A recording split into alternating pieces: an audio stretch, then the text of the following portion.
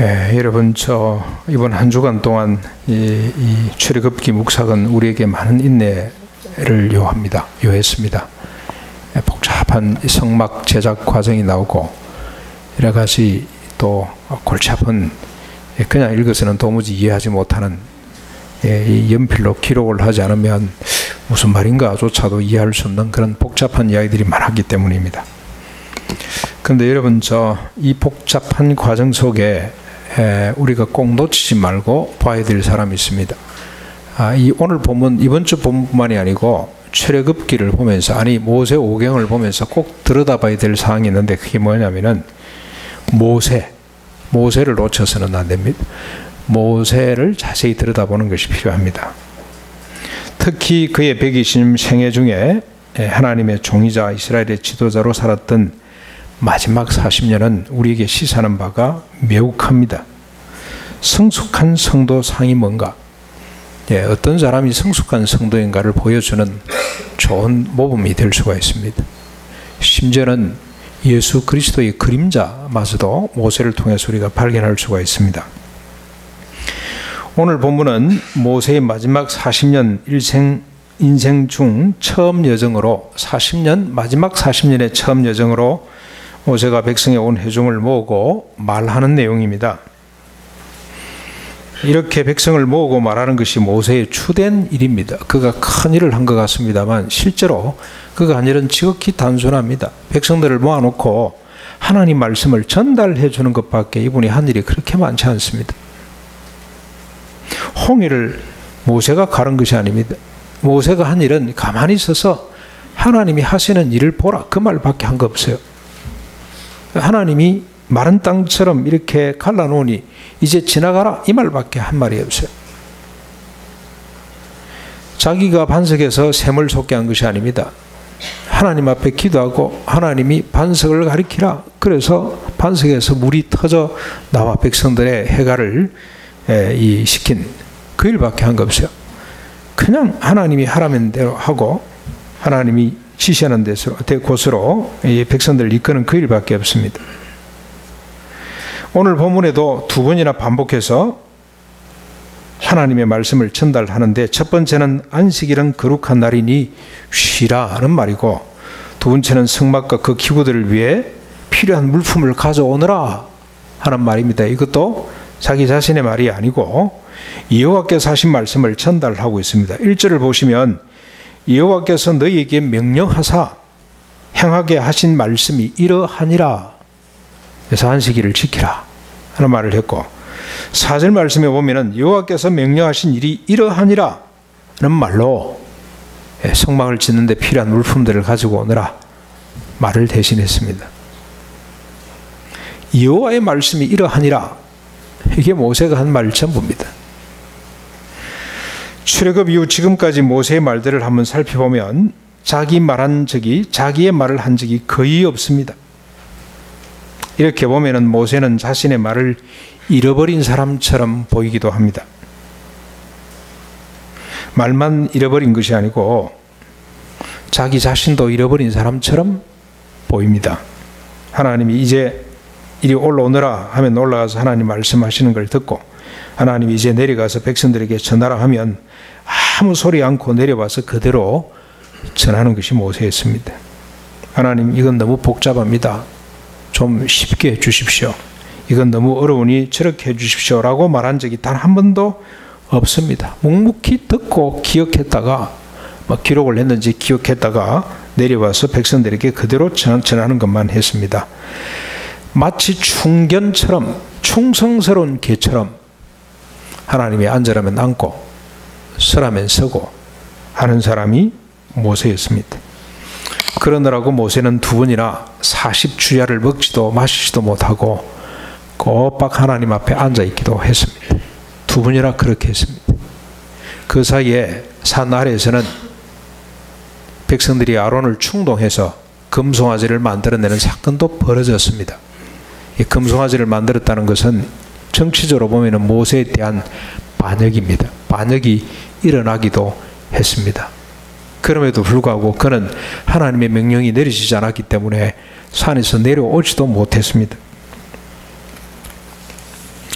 모세에게 있어서 중요한 점은 바로 이 점입니다. 말 없음, 자기 없음. 모세가 성도의 표상이 되며 심지어 예수 그리스도의 그림자가 된다는 의미는 바로 이 점, 말 없음, 자기 없음.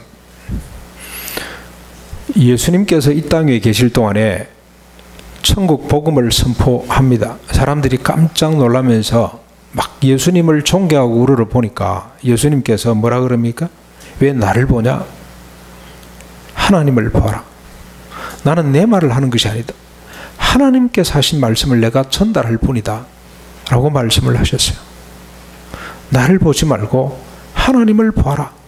그런 말씀을 종종 하셨습니다. 원래 모세는 이런 사람이 아닙니다. 모세는 자기로 충만했던 사람입니다. 그는 처음 40년 동안 바로의 왕궁에서 아들처럼 살았습니다. 그러면서 지식과 용맹을 쌓고 자신감으로 충만했던 사람입니다. 그는 동족을 괴롭히는 애굽 사람을 쳐서 죽이고 모래에 파묻어버릴 정도로 민족애, 동족애로 충만했던 사람입니다. 바로 그 다음 날 동족의 시시비비를 가리겠다고 나설 만큼 모세는 정의감으로 자기 말로 충만했던 사람입니다. 그랬던 그가 이렇게 말이 없는 사람, 자기가 없는 사람으로 바뀌게 된 것, 이를 살피는 것이 영적 성숙의 과정이며 내용이라고 할 수가 있습니다. 믿음이 자란다는 것, 영적으로 우리가 성숙해진다는 의미는 모세가 어떻게 해서 말을 잃어가는지, 자기 없음의 삶을 살아내는지 그 과정을 추적하고 이해하고 적용하는 것이 이게 영적 성숙입니다. 이게 소위 은혜 받는다는 뜻입니다. 믿음 없음, 자기 없음이 영적 성숙입니다. 우리가 모세를 통해서 배워야 될 점입니다. 예수님의 모습이기도 합니다. 자, 말이 많고 자기로 충만했던 모세가 말이 없고 자신이 없어진 과정을 이제 우리가 살피면서 소위 은혜를 받아야 됩니다. 배워야 됩니다. 아, 이렇게 말이 없어서 가는구나. 이게 비밀이구나 하는 사실을 여러분 따라갈 수 있기를 바랍니다. 제일 먼저 첫 번째 과정은 모세가 광야에서 40년을 살면서 말이 없어집니다. 모세는 충만했던 동족애적 자신으로 말미암아 애굽 사람을 죽였습니다. 이것도 아주 재미있는 대목입니다. 자기애, 동족애죠. 동족애라는 자기로 충만했을 때 모세의 삶은 타민족 사람을 쳐 죽여 모래에 파묻는 일을 했습니다. 우리가 지금 뭐 민족애, 동족애를 좋아합니다. 지금 저 광복 70주년을 맞이해서 온갖 행사들이 지금도 벌어지고 있고 오늘까지도 벌어지고 있습니다. 오늘 통행료 공짜입니다. 공짜. 우리 박근혜 대통령이 큰 한턱을 쏘습니다. 지난번에 고속도로 통과하는데 이 돈이 안 깎여요. 왜 이러지 했더니 광복 기념으로 공짜. 그래서 한 300 몇십억을 풀었습니다. 쓴 것 같아요. 동족애, 민족애가 참 좋습니다만 이 동족애로 충만할 때 타 민족을 얼마든지 죽여서 모래에 파묻을 수 있는 것이 인간의 착입니다. 동족애입니다. 그런데 이 사실이 다름 아닌 자기 동족에서 바로에게 알려지고 바로의 보복이 두려워서 미디안으로 도망가게 되었습니다. 이것도 모순입니다. 동족애는 동족애로 몰릴 수밖에 없는, 도망갈 수밖에 없는 상황이 또 벌어졌습니다. 여러분, 저 북한과 우리 남한이 왜 이렇게 분열이 됐습니까? 북한은 우리 동족을 사랑하지 않았기 때문에 반토막을 떼내서 자기들 사회주의 국가를 만들었습니까? 아닙니다. 김정일이는 김일성대로 동족애, 이승만은 이승만대로의 동족애, 이 동족애가 서로 충돌이 돼서 지금까지 70년 동안 분단의 아픔을 경험하고 있습니다. 모순 중 모순입니다. 차라리 동족애가 없었더라면 좋았을 걸, 그런 생각이 듭니다. 그까지 동족애 때문에 이렇게 서로 담을 쌓고 처자식을 두고도 만나지를 못하고 이제 나이가 들어서 죽어갈 때가 다 돼가고 이런 모순이 대간절 어디 있습니까? 이렇게 미디안으로 좀 도망간 모세가 그곳에 살 수 있는 일은 장인의 양떼를 치는 것밖에 없었습니다. 이드로의 딸들에게 호의를 베푸는 것 때문에 이 이드로의 딸 중에 마마 장녀 같은데 시포라는 아내를 얻어서 결혼을 해서 자식을 낳기는 했습니다만 더 이상 그의 말과 자신은 아무런 소용이 없게 됩니다. 더 이상 동족에 따위는 아무런 쓸모가 없는 그런 생을 살게 됩니다. 무려 40년을 이렇게 살면서 말도 자신도 잃어버렸습니다. 그 아들의 슬픈 이름 게르솜, 첫 번째 아들 이름이 게르솜인데 내가 타국에서 나그네가 되었다는 슬픔 이름의 뜻을 갖고 있습니다. 그리고 자식들이 장성하도록 할례를 행하지 못한 것을 보면 살았으나 죽은 자로 살았음이 분명합니다. 여러분 무슨 사건이냐면 하나님의 부름을 받고 모세가 드디어 이제 가나안으로 애굽으로 다시 돌아가는데 갑자기 하나님이 나타나서 모세를 죽이려고 하는 사건이 벌어졌습니다. 그때 그의 아내 시포라가 바로 깨닫습니다. 이건 일 때문에 그렇구나. 그래서 자식의 양피를 돌로 찍어서 끊어내가지고 피가 뚝뚝 떨어지는 그 양피 껍질을 그냥 자기 남편 발 앞에 집어 던지면서 피난편이다. 뭐 기록을 그렇게 점잖게 했습니다만 그래 인간아 피난편 같은 인간아 아마 이렇게 저주 비슷하게 하면서 아마 집어 던진 것으로 그렇게 생각이 됩니다. 특별히 동족의적인 입장에서 볼 때는 언약의 백성의 표로 할례를 받는 것이 너무나 소중한데 모세는 그것마저도 시행하지 못할 정도로 자신이 없었던 그런 삶을 살아갔던 것이 분명합니다. 이런 동안에 모세는 하나님의 지음하신 부르심을 받게 됩니다. 하나님께서 떨기나무 불 속에서 그를 부르시고 내가 너로 바로에게 보내어 너에게 내 백성 이스라엘 자손을 애굽에서 인도하게 하리라 라고 말씀을 합니다만 그때 모세는 내가 누구기에 바로 앞에 서며 내 백성들 앞에 설 수가 있겠습니까? 라고 거부합니다. 하나님께서 내가 너와 함께 하겠다고 하셨음에도 모세는 이스라엘 백성들조차도 하나님의 이름을 부르며 나를 믿지 않을 것이라고 거절을 합니다. 그래서 하나님은 또 설득을 합니다. 나는 스스로 있는 자, 아브라함의 하나님, 이삭의 하나님, 야곱의 하나님이다. 내가 너를 보내는 것이 아니냐라고 말씀을 하셨지만 모세는 그들이 나를 믿지 않을 것이며 내 말을 듣지 않을 것입니다. 하나님이 기가 차서 이번에는 모세 손에 들린 지팡이를 뱀을 만들기도 하고 뱀을 다시 지팡이로 만들기도 하고 네 손을 품속에 품어봐라 집어넣었더니 나병이 발하기도 하고 다시 집어넣어라 집어넣었더니 그 손이 깨끗해지기도 하고 그러면서 함께 할 때니 가라고 그랬더니 모세가 뭐라 그럽니까? 아이고 하나님 제가 가겠습니다가 아니고 하나님 나는 못합니다. 나는 입이 뻣뻣한 자입니다. 나는 말에 초란 자입니다. 그때 하나님께서 진노하시면서 그래 말 잘하는 아론을 붙여주겠다. 누가 입을 만들었냐? 누가 말을 만들었냐? 내가 아니더냐? 내가 말 잘하는 아론을 붙여줄 테니 가라. 그렇게 근근히 설득을 해서 모세가 순종하게 됐습니다. 이렇게 광야 40년은 모세로 하여금 말도 자기도 존재도 사라지게 만들었습니다. 무기력한 자기 확인이 모세로 하여금 말도 자신도 없어지도록 그렇게 만들었던 것입니다. 그러나 그때 그 당시 지금까지 그때까지는 여전히 말과 자기가 사라진 것이 아니고 그 속에 잠재되어 있습니다. 잠시 후에 모세가 바로 앞에 서서 바로에게 내 백성을 내놔라. 그래서 그 말을 했더니 하나님 말씀을 전달했더니 바로가 이것들 봐라.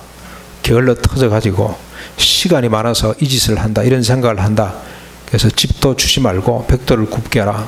그래서 고통이 더 가중됩니다. 견디다 못해 백성들이 모세에게 와서 항의를 합니다. 당신이 쓸데없이 바로를 자극해서 우리가 지금 죽을 맛이다. 그때 모세가 하나님께 찾아가서 뭐라고 원망을 하냐면 하나님 어찌 나를 보내서 이 고통을 당하게 하십니까? 내가 안 된다고 했잖아요.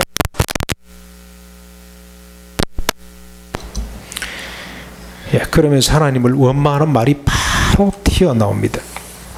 아직도 자기 말과 존재가 완전히 사라진 것이 아니라는 뜻입니다. 원망과 상처, 아픔 뒤에 숨어 있을 뿐입니다. 너무너무 자신의 뜻대로 되지 않으니 자신의 그 아픈 마음 뒤에 말이 숨어 있을 뿐이지 사라진 것은 아닙니다. 이랬던 모세가 이제는 오늘 여러분 본문을 보시면 아시겠지만 완전히 다른 사람으로 바뀌었습니다. 말 없음, 자기 없음으로 바뀌어 있습니다. 올라가라면 올라가고 내려가라면 내려가고 이렇게 저렇게 성막을 제작하라, 이렇게 검은 옷을 모으라, 이렇게 하라 저렇게 하라면 한마디 대꾸도 없이 순종합니다. 인격이 없는 기교 같은 인간이 된 것이 아닙니다. 지성, 감성, 의지를 갖고 자기 없는 자가 되었습니다. 모세가 왜 이렇게 변했냐, 왜 이렇게 자기가 없는 사람이 됐냐? 하나님에 대한 경험 때문입니다. 출애굽 과정에서 모세는 하나님을 경험했습니다. 홍해를 건너면서 하나님을 그는 체험했습니다. 만나 메추라기, 썰물과 단물, 반석에서 샘이 솟는 경험을 통해서 모세는 하나님을 알아갔습니다. 아말렉과의 전쟁을 통해서 하나님을 체험했습니다.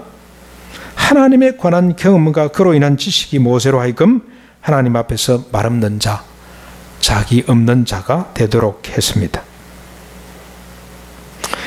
여러분, 하나님을 경험하는 것이 우리로 하여금 하나님 앞에 말이 없도록 하는 비결입니다.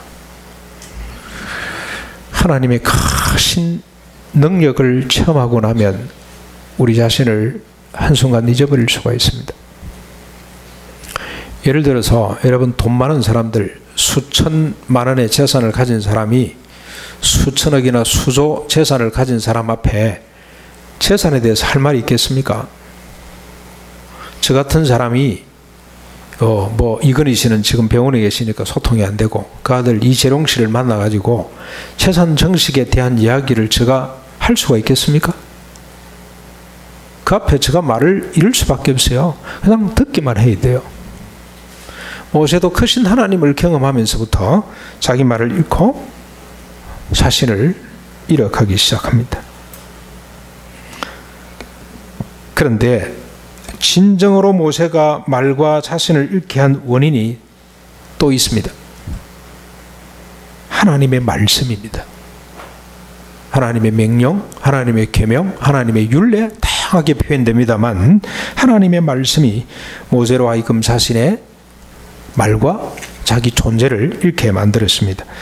출애굽에서부터 시작이 됩니다만 시내산에서부터 본격적으로 쏟아진 하나님의 말씀이 모세로 하여금 말과 자기가 없도록 했습니다. 하나님을 경험하고 그로 인한 하나님에 대한 지식은 어디까지나 모세가 주체입니다. 주체. 모세가 판단을 냈어요. 하나님은 이런 분이구나. 하나님은 이스라엘 백성들을 위해서 홍해를 갈라뜨리시는 분이구나. 마른 땅처럼 건너게 하시는 분이 하나님이구나. 자기가 판단을 했습니다. 그런데 이 주체적으로 자기가 판단한 하나님은, 이 경험을 통해서든 하나님은 여차하면 뒤집어집니다. 그 좋은 예가 이스라엘 백성들입니다. 이스라엘 백성들하고 모세는 비교할 수 없는 이런 경험의 차이가 있기는 합니다.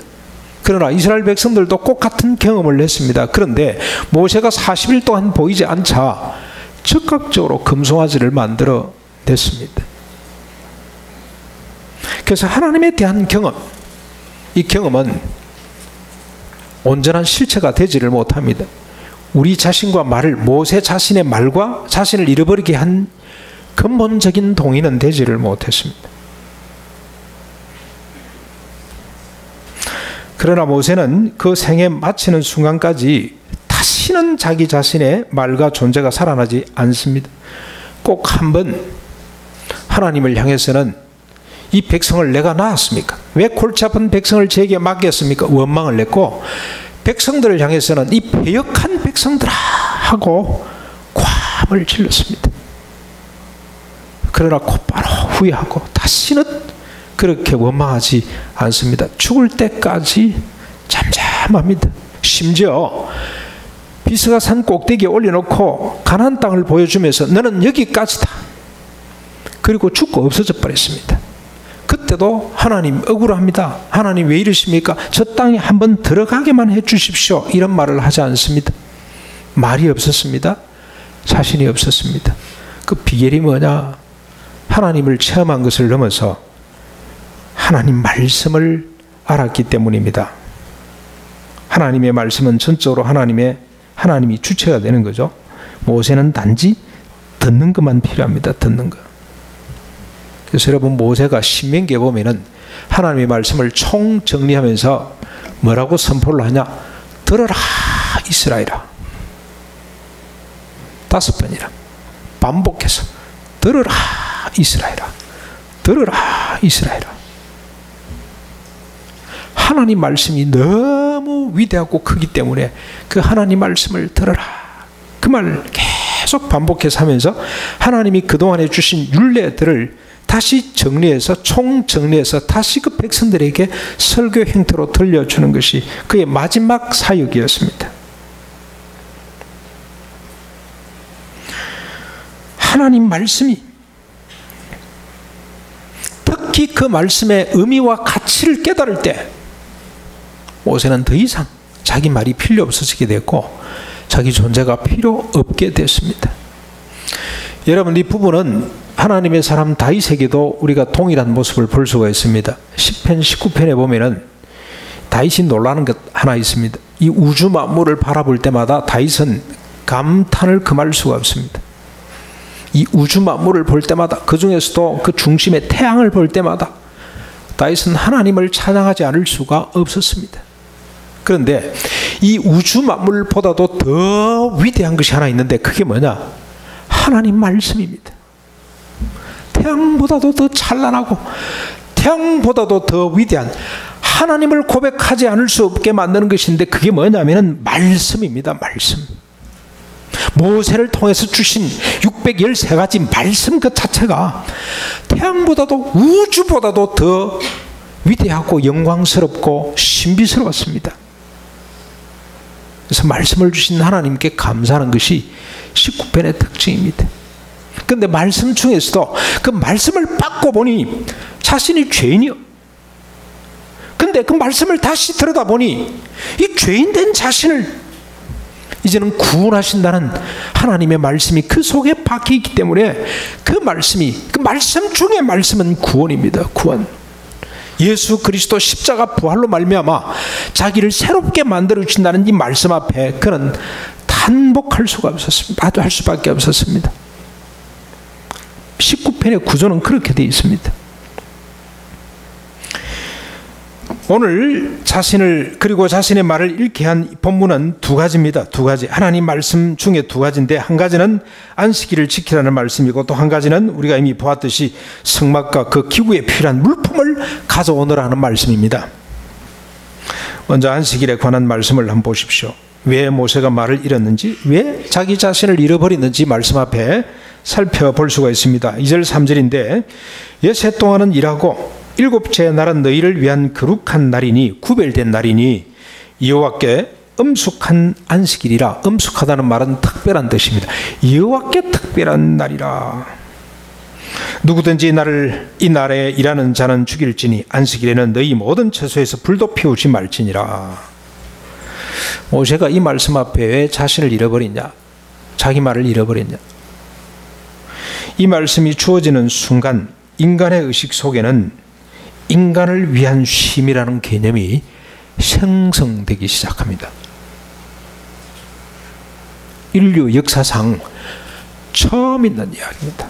특별히 이전까지는 인간에게 쉼이라는 개념이 없었습니다. 특별히 애굽에서 종살이하던 이스라엘 백성에게는 쉼이라는 개념이 없었습니다. 쉬어본 적이 없기 때문에 그렇습니다. 바로의 욕망 때문에 이스라엘 백성들은 쉬어본 적이 없어요. 그런데 하나님이 엿새 동안 일하고 일곱째 날은 너희를 위하여 구별된 날이니 일하지 말고 쉬라고 하는 이 말씀이 태양보다도 더 찬란하게 다윗의 마음속에 비춰져 왔습니다. 세상에 이런 말도 다 있네. 이렇게 인간을 위해 쉬는 날은 하나님께 특별한 날로 안식일이 됩니다. 인간을 위함이 곧 하나님을 위함이라는 개념이 생겨나기 시작합니다. 당시로서는 상상할 수 없는, 인간의 의식 속에 없는 개념입니다. 지금 현대인에게도 이 개념이 없습니다.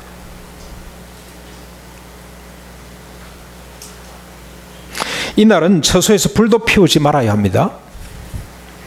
이게 기가 찬 이야기입니다. 처소에서 불을 피운다는 것은 무슨 뜻이겠습니까? 개인의 가정에 불도 피워서는 안 돼요. 자, 이 개인의 가정에서 불을 피우는 경우는 어느 경우입니까? 밥을 짓는다든지, 뭐 이스라엘로 보면은 빵을 굽는 날이겠죠? 굽는다든지, 아니면 군부를 지피는 날, 난방하는 일이겠죠. 근데 여러분 가만히 한번 생각해 보십시오. 주로 밥을 짓고 난방, 이 군부를 지피는 일은 누가 합니까? 예? 여자들이 하겠죠. 주부들이 하고, 그 다음에 아니면 종들이 하고, 자식들이 할 겁니다. 저는 어릴 때 군부는 저 책임이었어요. 예. 좀 막 급하게 귀찮아가지고 대충 하고 나면 저희 아버지가 오늘 군불이 왜 이리 시원찮냐 한마디 떨어지면 아주 골치 아픈 일이 벌어지고 다시 가서 또 떼야 되는. 그래서 제가 불을 잘 붙입니다. 불. 예, 집단 해가지고 고기 상자 학구라 그러죠. 학구. 그럼 탁 부셔가지고 몇 개 딱 집어넣고 불을 지펴버리고 그 다음에 나가버립니다. 근데 잘못하면 이게 그냥 가운데 꺼지면 이제 큰일 나는 거, 사단이 나는 거. 근데 여러분 주로 이 불을 지피는 일이 여인들 또는 종들이 하는 일인데 이 사람들이 낮에 그러면 쉽니까? 낮에 들에 나와서 죽도록 일하고 들어와서 과외일입니다. 과외일. 근데 하나님께서 안식일에 군불도 떼지 말고 음식도 만들지 말라라고 한 것은 약자를 배려하는 법입니다. 약자들이 일하지 않아도 될 수 있도록 만든 법이 이 법이에요. 안식일에는 불도 지피지 마라, 불도 피우지 말라는 법입니다. 자, 약자들이 일하지 않으면 강자들은 그만큼 불편할 겁니다.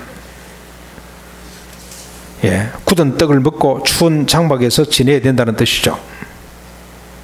근데 이렇게 힘 있는 사람이 양보하라는 겁니다. 양보. 그래서 그날만큼은 쉼을 통해 인간의 존엄성, 우리 집에 종으로 끌려온 사람들마저도 인간적으로 살 수 있도록 존엄성과 평등, 공평을 인식하고 경험하도록 하나님께서 이 법을 주신 겁니다. 이를 인정하지 않는 강자들, 자신의 불편을 감수하지 못하는 강자들, 그래서 안식일에도 불구하고 불을 피우게 하는 자들을 어떻게 하라 그랬습니까? 죽이라. 죽이라. 이 끔찍한 이야기입니다. 죽이라. 이건 그만큼 하나님께서 강조한 말입니다. 약자를 돌보지 않는 자는 죽어도 좋다. 그것도 일주일 내내 그런 것이 아니고 단 하루만이라도 힘없는 사람을 생각해서 그날은 쉬어라. 노동에서부터 벗어나, 욕망으로부터 벗어나 모든 인간이 고요하게 하루를 지낼 수 있는 날을 가져라. 그런 뜻입니다. 성막 건축도 마찬가지입니다. 인간의 신전을 짓기 위해 며칠 만에 필요를 거둘 수 있다는 것은 상상할 수 없는 일입니다. 모든 삶의 에너지를 대를 이어 신전 건축에 바쳐야만 했습니다. 태양신전 같은 경우는 수백 년 동안 이어져 내려왔습니다.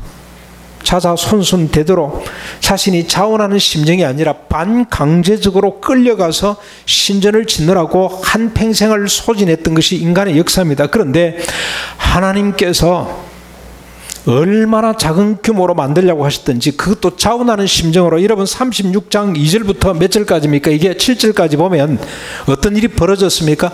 단 며칠 사이에 너무 많이 와서 모세가 뭐라고 명령을 합니까? 이제 그만 가져오너라. 이런 역사를 보셨어요? 이런 교회를 보셨습니까? 이제 헌금을 너무 많이 합니다. 제발 헌금 좀 그만하세요. 이런 교회를 보셨나요? 아직도 안 돼요. 아직도. 헌금이 줄어들면 줄어들었다고 아우성을 치고 더 많이 내라 그러고, 더 많이 나오면 절대로 다시 돌려주는 법이 없어요. 오늘 지금 모세는 뭐라고 명령을 하냐? 너희들이 예물을 너무 많이 냈다. 그만 가져오너라. 얼마나 그 규모가 초라했기에 며칠 사이에 필요한 것을 다 거둬버리는, 그것도 강제가 아니고 자원하는 사람들이 가져온 것으로도 차고 넘치는 이런 규모. 하나님이 무엇 때문에 성전을 짓도록 했습니까? 좋아서? 집이 좋아서? 아닙니다. 하나님이 그 백성들과 함께 하기를 기뻐하셔서, 이 백성들이 눈에 보이질 않으니까 도무지 믿지를 못하고 허해하니까 백성들을 위로하고, 그 백성들 가운데 내가 너희들 가운데 함께 있느니라, 이걸 보여주시기 위해서 19평짜리 집을 짓고, 그것도 자기 방은 7평 밖에 되지 않는 조그만, 그것도 속죄소 위 그룹 사이에 스스로 그곳에 거하시면서 백성들을 만나 주기로 하시는 그 하나님. 모세는 신전 짓다 나온 사람, 애굽의 국고성을 쌓다 나온 사람이기 때문에 이게 무슨 말씀인지를 금방 알아들어요. 우리는 잘 이해를 못해서 개념이 별로 없습니다만, 당시 모세로서는 이게 어떤 말씀인지를 금방 알아듣습니다. 아, 하나님께서 자기를 비우시는 말씀이구나. 세상에 이런 신도 다 계시는구나. 우리를 구원하신 하나님은 스스로 비우시고 스스로 낮추시고 스스로 가두시는, 그 백성들을 배려하시는 하나님이시구나. 경험하지 못한 것은 인식하지 못하는 것이 인간입니다. 인식하지 못하는 것은 법으로 제정하지를 못합니다. 그런데 하나님께서 안식일과 성막 제작법을 주셔서 그들에게 심과 약자를 생각하고 하나님의 임재와 통치를 경험하고 인식하게 되었으니 얼마나 영광스러운 일입니까? 그래서 모세는 이 하나님 앞에 자발적으로 자기 말 없음을 실천하게 됩니다. 산제물 된 겁니다. 스스로 산제물이 됐어요. 이 위대하신, 이 영광스러운, 이 사랑이 넘치는 하나님 앞에 자기 말을 보탠다는 것은 있을 수가 없는 일입니다. 그래서 숫째 자기 자신을 없애버리는 겁니다. 이 하나님 말씀이 너무 좋아서. 신약시대에 이런 인간이 있습니다. 바울입니다. 바울도 자신의 말과 존재를 송두리째 없앤 사람입니다.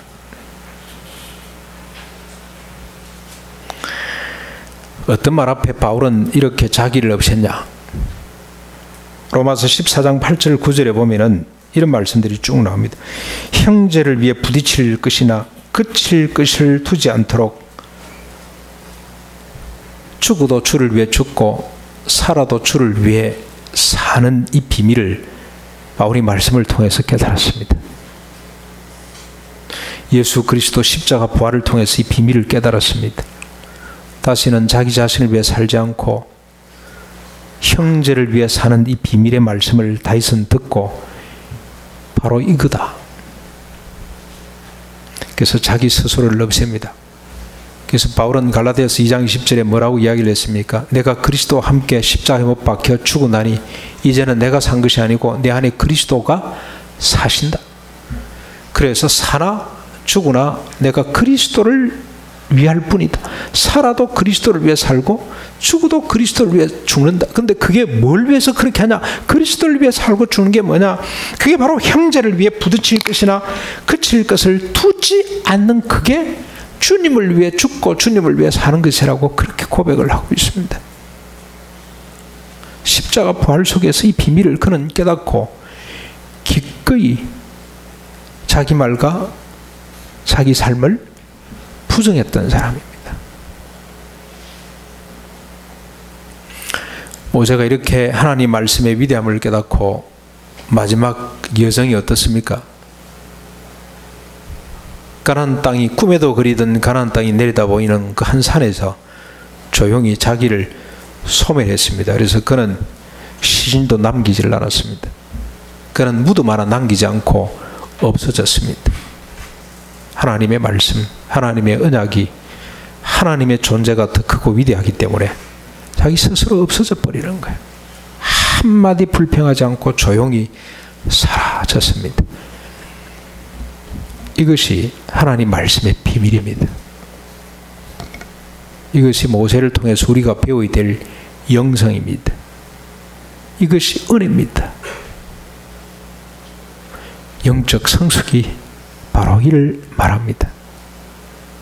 말을 없애고 자기 존재를 없애는 자발적으로 자원하는 심령으로 하나님 말씀이 너무 위대해서 하나님이 너무 커져서 기꺼이 자기가 없어지는 것이 이게 신앙입니다.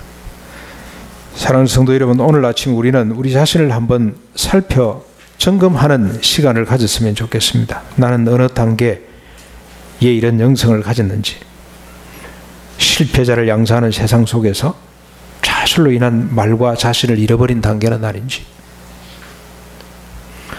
요즘 이 시대는 실패자를 양상해냅니다. 퀵 퀘스천이라고 뇌 과학자죠. 우리 정집사님께 물어봐야 되겠습니다만 얼마나 이분을 인정할 만한지. 지금은 아주 대중적으로 큰 인기를 얻고 있는 김대식, 우리 집사님 말고 김대식 씨라고 있습니다. 그분이 진단하기를 앞으로는 10대 90이 아니라 1대 99가 아니고 0.0001대 나머지 이렇게 구분이 된답니다. 쓸모없는 인간들을 계속해서 양산해내는 것이 현대입니다. 그런데 이분은 정말로 과학자로서 크게 염려하는 것이 이 쓸모없는 인간을 어떻게 쓸모있게 만들 것이냐. 답이 없습니다. 갈수록 쓸모없는 인간들이 양산되어 나올 텐데, 이제는 기술 진흥은 훨씬 인간을 앞질렀고, 기계들이 이제는 이걸 어디다 접목을 하냐면은 인지지능까지도 개발을 해놓으면, 여러분, 그래서 뇌과학은 이런 거 3가지 종류가 있답니다. 생물학적 뇌과학이 있고, 그건 우리가 뇌가 이게 그걸로 돼 있잖아요. 단백질로 돼 있잖아요. 이 단백질, 이 생물학적 구조, 생물학적 어떤 이 재료를 연구하는 것이 생물학적 뇌과학이고, 그 다음에는 인지적 뇌과학이 있답니다. 이게 어떤 작용을 통해서 사랑의 감정을 느끼고 미움이 만들어지고 이러는지. 그 다음에 수학적 뇌과학이 있답니다. 이 생물학적 인지적 과학을 수학적으로 이제는 이걸 풀어내는 겁니다. 정리를 하는 겁니다. 왜 이 짓을 하냐면 그래야만이 꼭 인간의 뇌를 닮은 것을 만들어낼 수 있기 때문에 그렇답니다. 근데 지금은 스스로 운전하는 차가 나옵니다. 스스로 할 수 있는 것이 나옵니다. 이게 조금만 더 올라가면은 그야말로 기계가 인간을 쫓아내는 세상이 올 수도 있고, 그 정도 아니더라도 이미 지금 우리 사회는 그렇답니다. 여러분, 이 기술의 발달로 말미암아 옛날 코닥 같은 회사, GM 같은 회사가 수조 원의 돈을 벌었습니다. 근데 벌기 위해서는 수십만의 노동자가 필요를 했습니다. 근데 요즘 인스타그램이라는 게 있다면서요. 아마 인터넷에 관련된 그 다음에 또 이런 것들은 수조의 돈을 벌면서 몇 사람 일을 하냐? 35명이 일을 한대요. 35명만 일하면 된대요. 나머지 사람은 버려지는 겁니다. 어떻게 버려지는 사람을 회복할 것이냐? 이 이론이 나와야 된다 그러는데 이미 성경 속에 다 있습니다. 안식일법입니다. 그들의 욕심을 좀 줄이면 됩니다. 찬떡을 먹으면 됩니다. 추운 장막에서 하루만 자면 됩니다. 이 법을 우리가 가지고 있습니다. 이 어마어마한 하나님의 말씀, 신약에 오면은 이건 그림자에 지나지 않습니다. 엄청난 말씀들이 우리에게 주어졌습니다.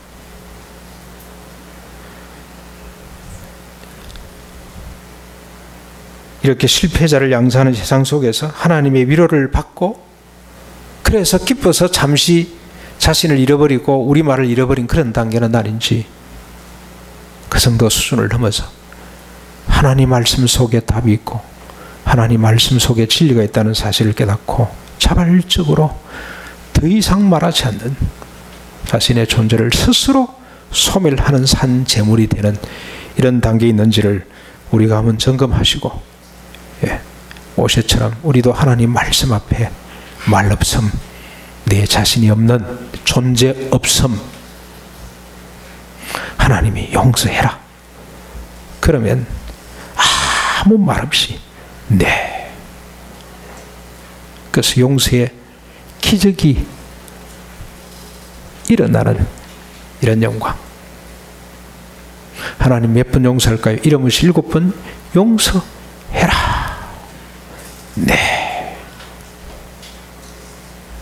자기 존재도 없어져 버리고 말도 없어지고 그 말씀만이 살아서 천국이 임하는, 가정에 천국이 임하고 직장에 천국이 임하고 역사 가운데 천국이 임하는 이런 놀라운 축복을 우리가 온 세상 가운데 드러낼 수 있기를 바랍니다. 이것이 하나님께서 우리를 부르심의 목적입니다. 우리를 구원하시고 우리를 자녀 삼으신 영광의 풍성인 줄로 믿습니다. 우리 말씀을 생각하면서 찬송 같이 한장하겠습니다.